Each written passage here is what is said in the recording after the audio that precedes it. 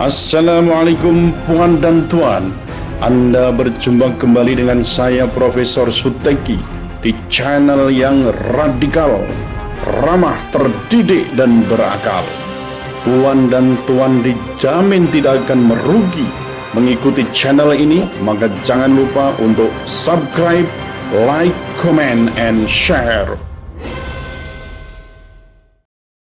Iya, Prof. Nampaknya ini pembicaraan yang semakin menarik ya, sehingga perlu ini, Prof, pencerahan kita ini seperti apa sih ceritanya, apa politik hukumnya undang-undang terorisme beserta turunannya, dan gimana sih itu naskah akademiknya itu undang-undang terorisme dan turunannya itu dalam konteks global war on terorisme kemudian ditarik di level nasional. Nanti problem law of enforcement-nya biar Dr. Muhammad Taufik aja lah yang menjelaskan karena beliau sudah siapkan tuh presentasinya. Silakan. Oh iya. Baik. Terima kasih. Assalamualaikum warahmatullahi wabarakatuh. Waalaikumsalam warahmatullahi wabarakatuh. Mas Selamat dan juga teman-teman yang lain. Dr. Muhammad Taufik, apa kabar? Dan pembicara yang lain juga, saudara sekalian. Hari ini di kelas saya, kelas saya itu kuliah online di Uniol 4.0 di Ponorogo ya. Hari ini juga membicarakan tentang terorisme dan mungkin juga bisa dikatakan sesuatu banget gitulah. Judulnya itu begini, Mas. Teroris KKB di Papua disayang ya. Wacana radikalisme diganyang. Nah, gitu ya. Nah, inikah wujud Islamofobia penguasa di negeri mayoritas Muslim? Itu pengampunya untuk hari ini saya dan juga Mbak Puspita Satyawati. Itu saya bicarakan. Jadi memang saya katakan, maksudnya saya sampaikan ini termasuk isu yang bisa dikatakan sepanjang masa ya, isu sepanjang masa. Dan itu sifatnya juga internasional.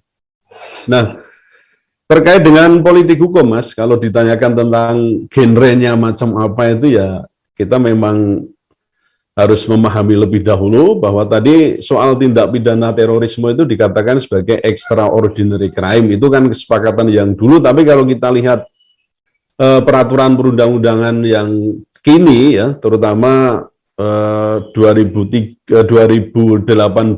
itu ya, itu menyatakan sebagai tindak pidana yang sifatnya itu serius ya, jadi serious crime ya, tindak pidana yang serius.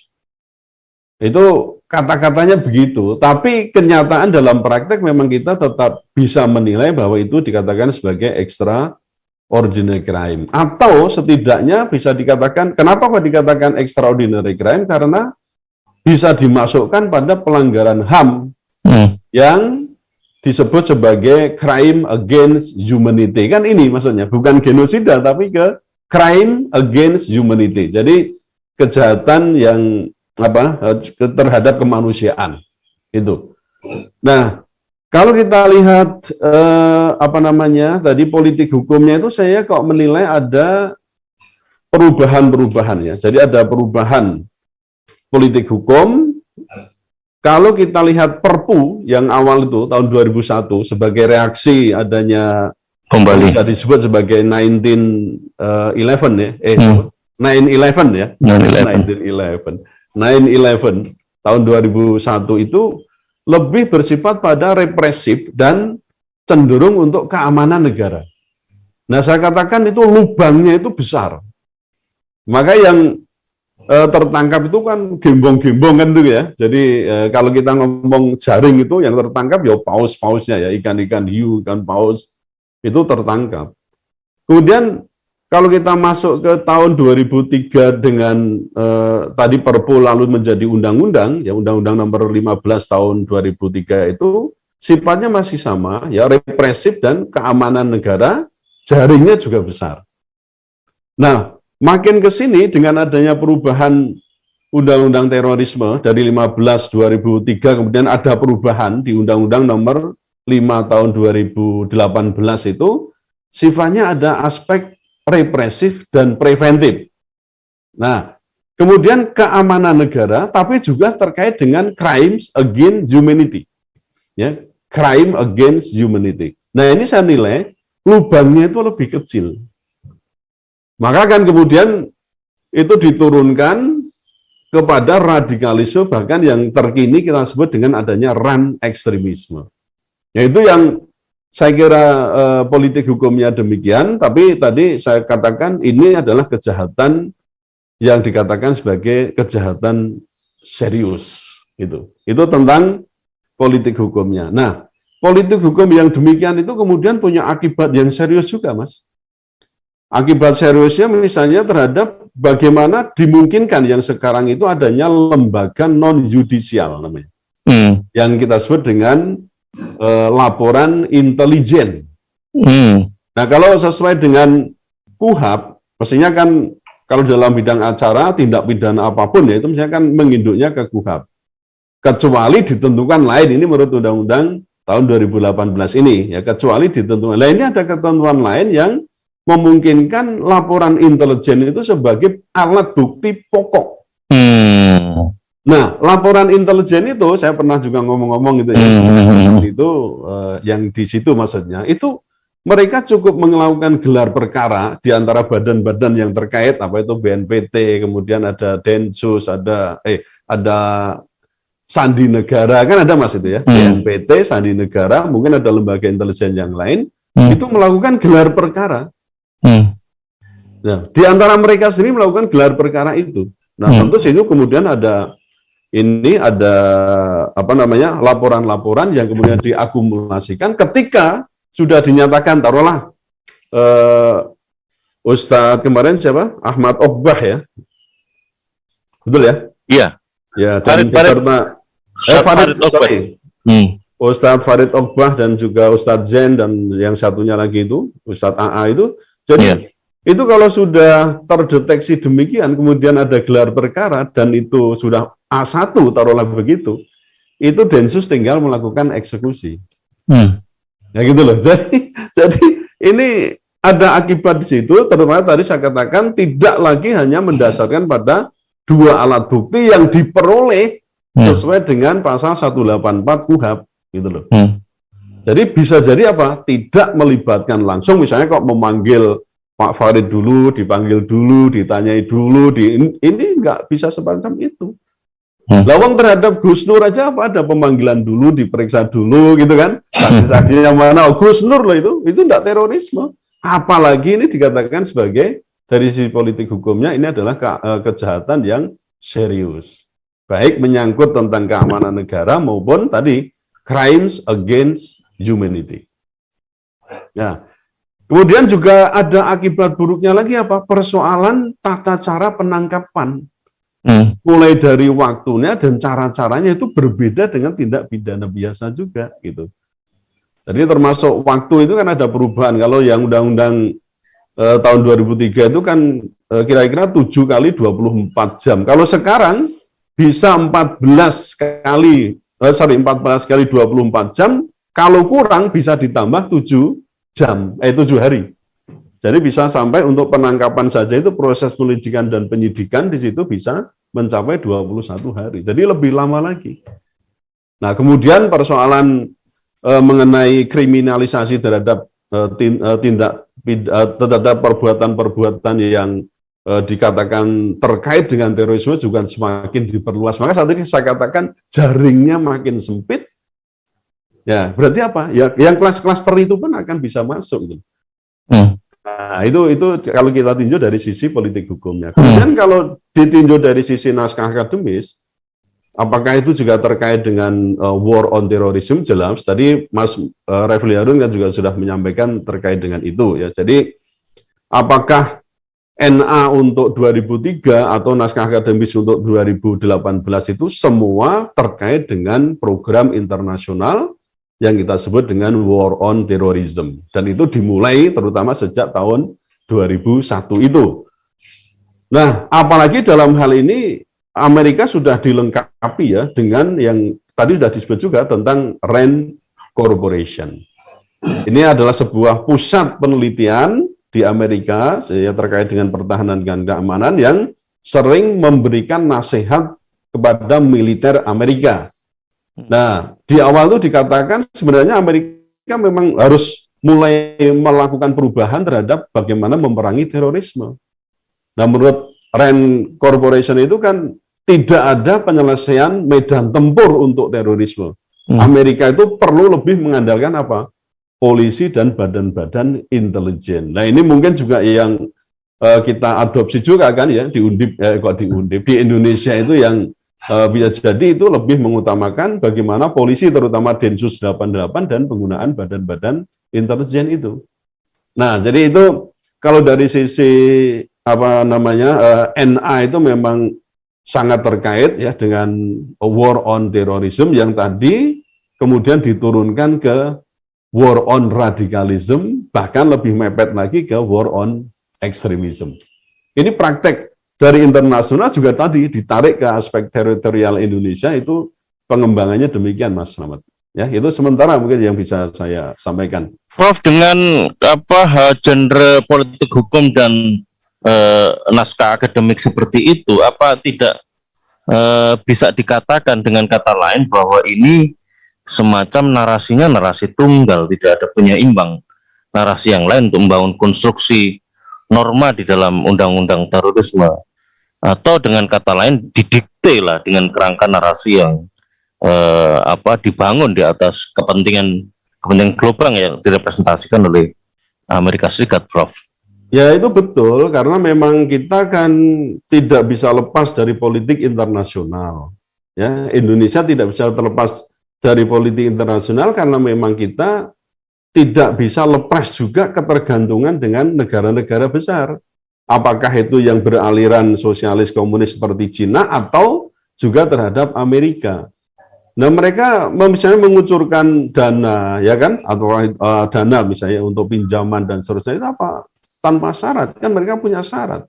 Anda harus melakukan, lihat aja dulu waktu bagaimana IMF itu mendikte kita waktu memberikan pinjaman ya di tahun 97 ya, 97, 98 dan seterusnya itu kan ya setelah krisis mereka berarti setelah itu ada pinjaman dari IMF itu kan syarat-syaratnya juga ketat.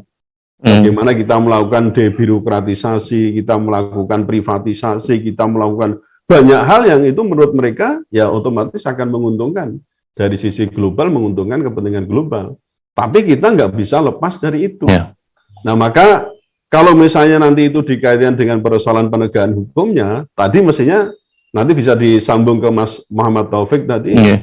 Kebijakan penegakan hukum kita itu ya sifatnya sebenarnya lebih ke tambal sulam. Tambal sulamnya di titik beratkan pada kepentingan praktis para penguasa.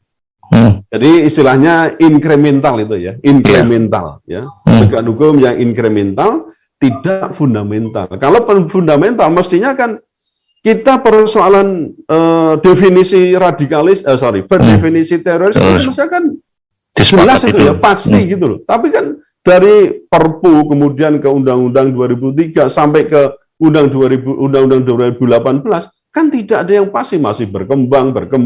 Apalagi persoalan tentang tadi hukum acaranya juga mengikuti perkembangan, juga tambal sulam. Nah, itu kan menunjukkan bahwa ini adalah penegakan hukum yang sifatnya inkremental, bukan fundamental. Yang itu bisa mengarah pada ketidakpastian hukum, kan itu. Nah, artinya apa? Kebijakan penegakan hukum pun itu tergantung dari rezim penguasa yang sedang ada itu. Maka tadi Mas Refli tepat, ini kita kapan ini bisa kemudian soal kebinekaan, perbedaan itu harus didekati dengan cara apa, tidak semua yang beda stempelnya kemudian radikalis, apalagi ke terorisme, itu kapan itu akan muncul lagi, atau muncul maksudnya, karena kita mewarisi itu kan di awal-awal reformasi aja, tapi setelah kita masuk ke 2014 kan kacau balau itu, ya kan, itu jadi masalah besarnya di sana, Mas. Jadi kalau kita sangkutkan ke penegakan hukumnya, justru ini adalah penegakan yang inkremental, yang cenderung pragmatis, yang tidak punya gayutan, atau dari sisi penegakan hukum tidak ada yang baku. Jadi lebih ke pragmatism approach. Baik, saya akan berikan kesempatan karena saya nggak fair kalau tidak memberikan kesempatan kepada para peserta untuk bisa memberikan feedback seperti apa kira-kira tema yang kita diskusikan hari ini supaya ada gambaran utuh seperti apa kita memahami serta menyikapi tema kita terkait dengan pidana terorisme. dan terkait dengan keberadaan Densus 88 sebagai organ penting dari penindakan terorisme. Silakan, saya akan persilahkan kepada para partisipan langsung raise hand. Ya, Pak Bambang, silakan Pak Bambang. Langsung di unmute audionya Pak Bambang. Oke, terima kasih para narasumber yang berbahagia. Perkenalkan, nama saya Bambang, kebetulan ini di Kokam Jawa Tengah. Untuk yang masalah kasus Siono itu kan sampai sekarang belum tuntas. Dari BNPT juga kemarin pas di Jakarta juga jawabannya masih proses, dan ini ada kasus lagi terbaru kan masalah ulama itu 3 ditangkap langsung. Dan apakah Densus 88 ini perlu di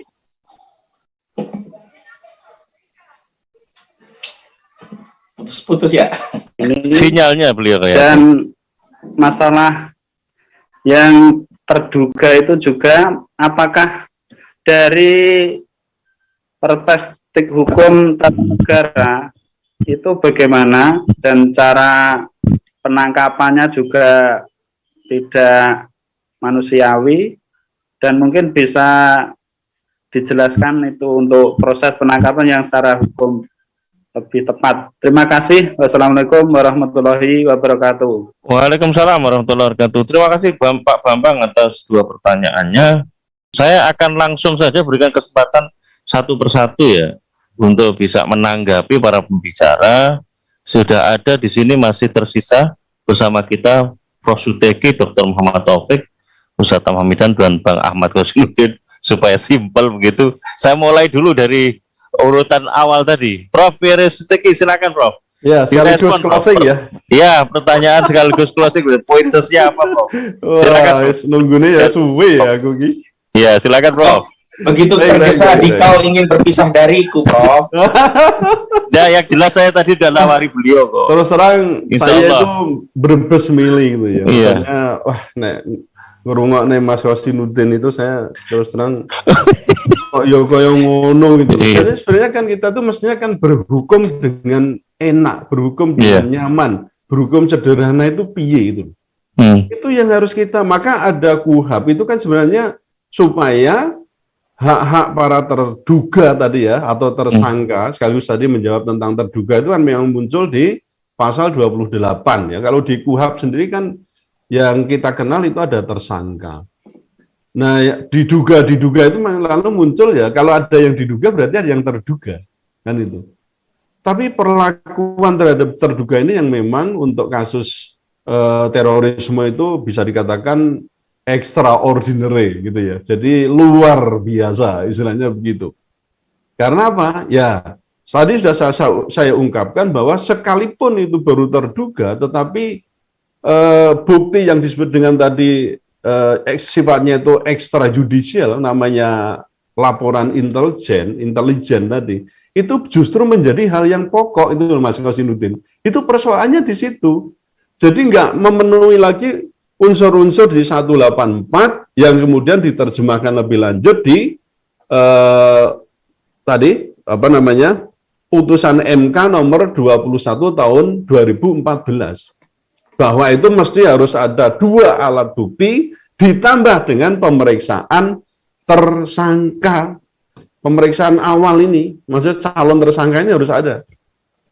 Nah, itu nggak dilakukan sama sekali terhadap kasus yang terakhir ini. Apalagi yang termasuk Siono itu dipanggil tapi dibawa kan terus pulang jadi jenazah kan. Itu kan itu lebih bisa kita katakan extrajudicial killing. Betul-betul terjadi itu.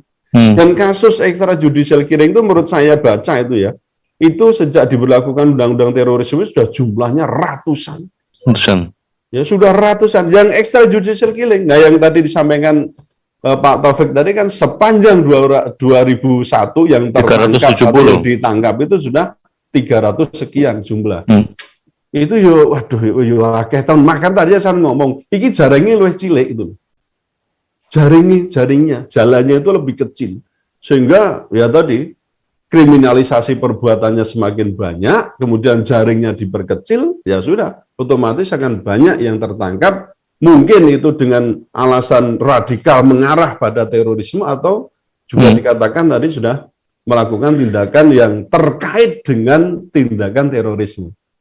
Nah, itu yang Ustadz Farid dan kawan-kawan itu kan ada pasal 12A dan pasal berapa itu yang kemungkinan juga disangkutkan di sana. Mungkin tidak hanya 15 saja gitu. Nah, jadi saya kembali ke keprihatinan saya itu memang seharusnya ya, saya kira yang paling tepat itu bagaimana sekarang itu membentuk dewan pengawas itu tadi. Lembaga pengawas itu harus segera dibentuk itu. Karena kuncinya di sana. Tapi kembali lagi ini persoalan political will. Nah ini radikal itu lalu dijadikan dagangan terus, gorengan terus yang mengarah pada terorisme. Saya yakin ini lembaga nggak akan dibikin sampai rezim ini berakhir. Sudah ada perpresnya lagi, Bro. Hah? Sudah ada perpresnya. Yang Perpres RAN PE kan? Loh iya itu betul, itu kan RAN PE-nya. Tapi lah ini maksud saya yang lembaga pengawas yang tadi diamanatkan oleh undang-undang terorisme yang mestinya dibentuk ya, mesti kan itu ada kerjasama dengan DPR dan Presiden kan itu. Itu mestinya harus segera dibentuk itu supaya bisa mengaudit, bisa mengawasi, bisa mengontrol. Namanya Densus 88 ini. Atau pekerjaan lain ya di bidang di penanganan terorisme itu. Nah ini saya kira juga persoalan pencegahan. Ini pencegahan ini harus juga lebih diutamakan, tidak kuratif, tidak represif terus. Sehingga justru saya katakan Densus itu bisa menebarkan teror ke masyarakat itu. Kalau kita maknai secara kontrario ya gitu kan, itu justru Densus bisa menimbulkan teror di masyarakat. Nah, jadi saya kembali ke persoalan jalan keluarnya itu mesti ada political will untuk segera membentuk lembaga pengawas itu, dan saya katakan penegakan hukum yang sebenarnya diusung di undang-undang terorisme terbaru ini kan mesti diimbangi dengan HAM. Ini di pasal 25, kemudian di pasal 28 itu jelas ketika penyidik tidak menghormati HAM, melakukan pelanggar HAM, dapat dipidana. Lah kalau tadi lembaga pengawasnya nggak ada, terus piye carane sing menuntut sopo? Oh ini yang keluarganya saja juga mau ketemu juga angel ya toh, nggak bisa ketemu. Nasib piye tadi Mas Kosindutin sudah menceritakan ora iso diketahui. Ketemu advokat atau pengacaranya tidak juga bisa. Terus kan kepiye? Terus menuntut piye? Ini loh, jadi kudune gampang, yang tadi harusnya penegakan hukum tetap memperhatikan HAM. Itu di pasal 43A juga disebutkan itu sudah jelas bagaimana harus ada asas kehati-hatian. Nah, kalau ada asas kehati-hatian ditambah dengan HAM, berarti apa? Balik ke KUHP. Betul nggak, Mas Kasinuddin? Jadi tidak ada namanya yang privilege atau macam-macam, tidak ada. Kalau kita kembali ke Undang-Undang Penanganan dan Pemberantasan Terorisme di Undang-Undang yang nomor 5 tahun 2018 ini, gitu loh. Wih, kudunya mikirnya ke sana. Tapi yang bawa ahli hukum ngomong sampai doer, tapi nek political will lagi orang ono percuma. Nah, Assalamualaikum warahmatullahi wabarakatuh. Waalaikumsalam warahmatullahi wabarakatuh. Emosi Semakin mengkonfirmasi bahwa hukum itu tidak lebih secara de facto itu adalah instrumen kekuasaan. Nah, kira-kira seperti itulah.